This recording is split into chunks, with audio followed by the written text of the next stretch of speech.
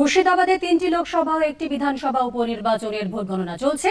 জঙ্গিপুর কেন্দ্রের ভোট গণনা হচ্ছে জঙ্গিপুর পলিটেকনিক কলেজে। বহরমপুর ও মুর্শিদাবাদ কেন্দ্রের ভোট গণনা চলছে বহরমপুর গার্লস কলেজ ও কৃষ্ণনাথ কলেজে। ভগবানগোলা বিধানসভা কেন্দ্রের ভোট গণনা হচ্ছে বহরমপুর কলেজে। গণনা কেন্দ্রের সামনে থেকে সেখানকার পরিস্থিতি জানাচ্ছেন আমাদের জেলা সংবাদদাতা মামুন ফারুক। দেখো, সকাল 8টায় যে ভোট গণনা শুরু হয়েছে সেই সময়ের থেকে যে উদ্দীপনা এবং উত্তেজনা তা কিন্তু এখনো বহাল রয়েছে গোটা মুর্শিদাবাদ জেলার 4টি ভোট গণনা কেন্দ্রে। মুর্শিদাবাদের বহরমপুর কৃষ্ণনাথ কলেজে যেমন মুর্শিদাবাদ লোকসভা কেন্দ্রের ভোট গণনা হচ্ছে, তেমন বহরমপুর গার্লস কলেজে চলছে বহরমপুর লোকসভা কেন্দ্রের ভোট গণনা। অন্যদিকে জঙ্গিপুর পলিটেকনিক কলেজে কিন্তু জঙ্গিপুর লোকসভা কেন্দ্রের ভোট গণনা চলছে।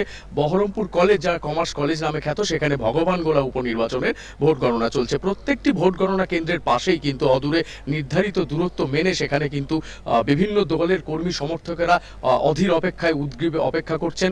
অন্যদিকে প্রত্যেকটি গণনা কেন্দ্রের মিডিয়া সেন্টারেও কিন্তু অন্যান্য ভোট কর্মী যারা রিজার্ভে রয়েছেন এবং দলীয় এজেন্ট যারা, তারাও কিন্তু উন্মুখ হচ্ছে টিভি চ্যানেলে চোখ রাখতে।